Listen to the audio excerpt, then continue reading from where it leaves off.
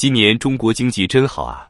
今天早餐我啃了2个窝头，配了一瓶1982年的自来水，幸福的差点哭出来。就是这句评论，在7月15日，中国公布第2季度 GDP 增长 5.2% 的当晚，火遍全网。不是因为这句话多幽默，而是他说出了10几亿中国人内心最深的委屈和愤怒。GDP 涨了，我们的收入却没涨；消费跌了，统计局却说形势向好。这个国家的经济数据越来越像是给上面看的 KPI 剧本，而不是反映底层人民现实生活的体感温度。7月15日，中国国家统计局发布2025年第2季度中国 GDP 同比增长 5.2%， 略低于第1季度的 5.4%， 但上半年整体增长达到 5.3%， 完美踩线，完成两会定下的全年目标 5%。 如果只看这数字，似乎中国经济正在稳中有进，向好发展。但问题来了，普通人感受不到这份增长的一丝温度。微博上一堆段子，扎心又扎肉。2季度 GDP 是 5.2%， 我账户余额是520。统计局的数据我信了，所以我决定明天去炒房、炒股、炒猪肉。国家增长了，我却在削减3顿饭中的2顿，活该我不争气。四川剑川博物馆馆主樊建川发了一句看似轻描淡写的实话，却被疯狂转发。 GDP 增长 5.3%， 巧了，居民收入也增长了 5.3%。 但我们文旅行业是拖后腿的，不但没增长，还是双位数下降。这句话瞬间打脸了统计局的成绩单。更让人无语的是，在电商全网打折的6月，618大促几乎没有撬动消费。国家统计局公布的数据显示，6月社会消费品零售总额同比仅增长 4.8%， 比5月下降 1.6个百分点。更严重的是，经季节调整后，零售环比下降 0.16%， 为2024年以来首次为负。也就是说，不仅增长放缓，全国老百姓的消费开始掉头往下走了。但就在同一个月，全网几乎都在做618促销，淘宝、京东、拼多多、抖音，每个平台几乎都在疯狂发券、给补贴、喊口号刺激消费。然而现实却是，大家连99元3件的衣服都嫌贵，更别提大件消费了。一位自媒体女装博主自曝，6月每天营业额不到200元，不是没人买，是没人进来。有时候从早上9点营业到下午5点，只进来3个人，卖出3件衣服，还送了顾客袜子。现在的生意把人整得挺无语的，营业额都不配开空调。他边流汗边说出了全国成千上万体力劳动者、个体老板、创业小店主的苦，每天靠风扇续命，不是因为环保，是因为空调开不起。今年2季度，中国面对的外部压力并不轻。4月中美互加关税，部分产品税率飙升至 145% 以上。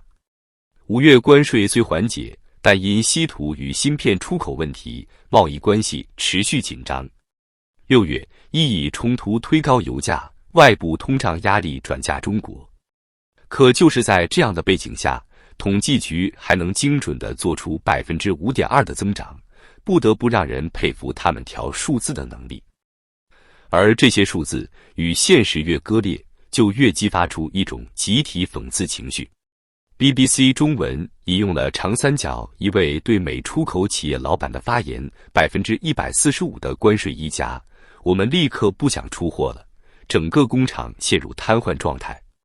这位老板用绝望2个字概括了数百个工厂的处境，连机器声都停了。同时，年轻人找不到工作的现实更是冰冷。国家没有公布6月青年失业率，原因你懂的。上一次有统计，2024年时，16至24岁失业率高达 21.3%。隐性失业、灵活就业成为新词汇，其实就是失业。一位网友的留言道破真相，你说 GDP 涨了 5.2%，但我认识的中产阶级不是在裁员边缘，就是直接被劝退，家里都不敢买水果了。另一位视频博主用更直接的方式讽刺国家统计局的工作人员太辛苦了，每个季度都要在 Excel 里演一场大戏，得让剧本既合逻辑又好看，还不能太假。你以为只有服装零售崩了，旅游也成了明面上繁荣，背后没人的幻想。7月12日，一位在张家界从事旅游业的 UP 主在视频中语带震惊。现在是上午11点，往年这个时候景区门口排队至少2个小时，可今天连排队的人影都没了。他在镜头前一边走路一边无奈展示，室外排队区设置了几十台电风扇，没人；室内等候区座椅排排整齐，却空无一人。偌大的景区入口，一眼望去人比工作人员少。你说是游客还在来的路上，还是压根就没买票？这种荒凉不是特例。去哪儿网数据显示，2025年7月上半月，国内热门旅游城市如张家界、桂林、丽江，酒店预订量同比2023年下降30%至45%，多数以自由行、低价团游客为主。这就是真实的消费死角。旺季不旺，旅游业正经历有史以来最冷的夏天。为什么没人出去玩？首先是没钱。国家统计局数据显示，2025年上半年，全国居民人均可支配收入为 2.16 万元，仅同比增长 5.3%， 扣除物价因素后，实际增长不到 4%。然而，同期全国 CPI 同比上涨 2.5%， 换句话说，老百姓的钱根本没多出啥购买力。其次是没信心，雇主不敢扩招，年轻人不敢消费，企业不敢投产，家庭不敢借贷。这不是不想花，是不敢花。BBC 报道指出，中国正陷入一种结构性信心塌陷的恶性循环，消费下降，企业盈利减少，裁员或不招人，民众收入减少，消费进一步下滑。这个循环如果不能靠实质性改革打破，将持续抽干经济的人气。而目前能看到的唯一增长，也许只有房贷压力和负债水平。其实官方也不是完全没努力，降准、贴息、地方促消费券、618补贴，但所有政策都没打到点子上。2025年上半年，中国央行3次降准，释放资金总量超 1.8 万亿元，各大城市发放消费券超50亿元人民币，房贷利率降至近10年来最低水平。结果呢？6月社会消费品零售总额同比增速不及预期，甚至环比下降。全国二手房交易量环比下跌 12%， 核心城市楼市全面转冷。企业贷款需求萎靡，地方融资平台债务暴雷频发。一切都说明一个事实：政策刺激不了信心，数字替代不了真实感受。知乎上一位财经类大 V 直言，就像一个人长期贫血虚弱，现在不仅给他打鸡血，还给他化妆粉饰，外表看起来很精神，但内里已经脱力。现在不是没钱，而是没人愿意冒险花钱；不是没企业，而是没人敢投资扩产。统计局发布完 GDP 数据后，一名网友留言说，统计局的最大本领不是统计，而是写剧本。他们要把经济低迷写成经济韧性，把民众吃苦写成社会稳定。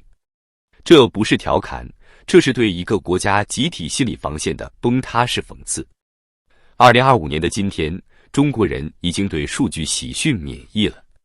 你说 GDP 涨了，我们看店铺关了；你说收入涨了，我们看物价飞了；你说旅游火了，我们看景区空了。这种官方好消息加民间真崩盘的结构，越来越像一个巨大的黑色幽默剧场。剧场的主角是每一个咬牙活着、不敢花钱的普通中国人。而这个剧场背后，是一个逐渐陷入信心溃散的中国经济， GDP 可以造，但幸福感不能造；数据可以美化，但真实的苦日子不会说谎。这不是普通人跟风唱衰，而是对虚假繁荣的理智抗议。